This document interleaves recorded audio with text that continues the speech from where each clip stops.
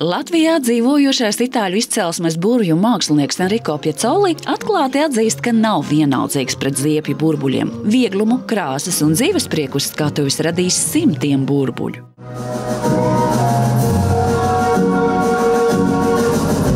Kāpēc burbuļi? Mēs sākam strādāt ar burbuļi 25 gadi atpakaļ.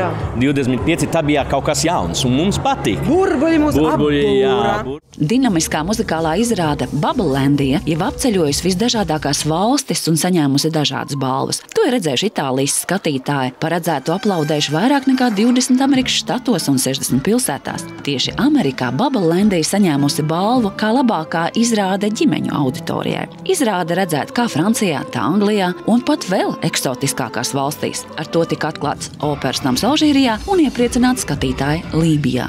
Kura daļa izrādē ir tā foršākā? Tas sākums, kad visi bērni sēž un skatās lielām acīm, jeb tās beigas, kad viņi tur ir pilnīgā haosā? Atklāt sakot, man liekas, ka mums tas šovs paiet tik ātri. Viņš paskrien vienā elpas vilcienā. Es pat nespēju apjēgt, kura ir mīļākā daļa.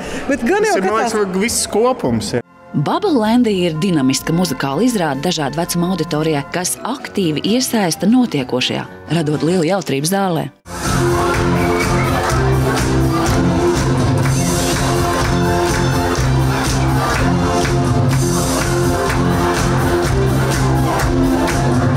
Ideju, scenāriju un režiju uzbūra Enrico Piazzoli. Krāšņos tērpus izrādē izveidojusi Elita Patmalniece, bet smieklīgo deju horeogrāfe ir Dace Mihailova. Šova notikumi aizved pelēko cilvēciņu uz īpašu krāsainu dzīvespriecīgu vietu, kas saucas Burbuļlandija. Burbuļlandijas iemītnieki ir jūras zirdziņi, drakoniņi, jūras zvaigznes, papagaļu zivtiņas, medūzas un tārpiņi. Izrādē ir daudz mūzikas, gaismu un lāzeru staru. Viss jau attīstās, bet mums arī tehniķi ir fantastiski, kas ar visu tiek galā. Šitais ir tikai tā redzamā daļa. Mums ir vēl ir tā neredzamā, kas ir... Aizskatuvē ir interesanti, ka pēc skatuvē, piemēram, ir Pēteris, kas strādā, un aizskatuvē 5-6 cilvēki, kas skriena, ka trāki tehniski mēs, viņš maini kostīmus. Katrā gadījumā šo mūsu izrādi,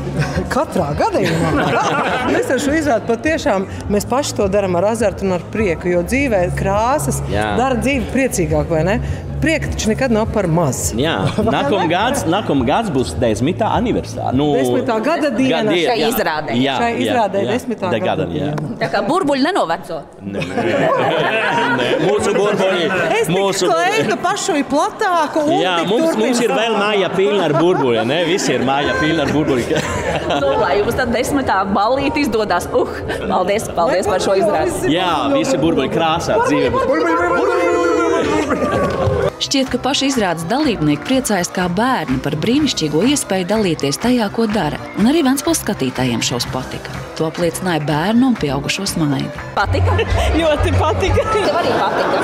Man patika bumbas beigās. Pašās beigās tas lielais hauss, jā? Jā. Kas tev patika?